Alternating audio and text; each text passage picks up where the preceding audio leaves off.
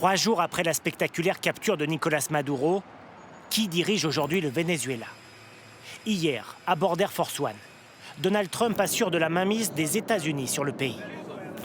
C'est nous qui dirigeons. Mais presque au même moment, la télévision vénézuélienne diffuse ces images de ministres au travail, sous l'autorité de l'ancien bras droit de Nicolás Maduro, Delcy Rodríguez. La nouvelle présidente par intérim réclame la libération du chef d'État déchu, mais semble aussi ouvrir la porte à un dialogue avec Washington. Nous accordons la priorité à des relations internationales équilibrées et respectueuses entre les États-Unis et le Venezuela. Une main tendue, alors que dans Caracas, quelques centaines de manifestants pro-régime font entendre leur colère. Non à la guerre, oui à la paix. Nous sommes un peuple courageux qui ne se rend pas.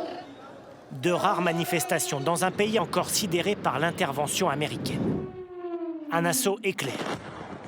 Et un président en exercice enlevé chez lui, puis transféré aux États-Unis. L'opération militaire comme sa mise en scène ont été parfaitement orchestrées. Images à l'arrivée sur le territoire américain. À New York, les hélicoptères transportant Nicolás Maduro sont même filmés survolant la Statue de la Liberté. Encadré de près, l'ex-président vénézuélien entre ensuite dans les locaux de l'agence antidrogue américaine. Il tente alors de faire bonne figure. Bonne nuit, bonne année. Alors qu'il était il y a 4 jours encore à la tête d'un pays de 30 millions d'habitants, Nicolás Maduro est désormais détenu dans cette prison de New York. Présenté tout à l'heure à un juge, il devrait être inculpé pour narcoterrorisme et importation de cocaïne.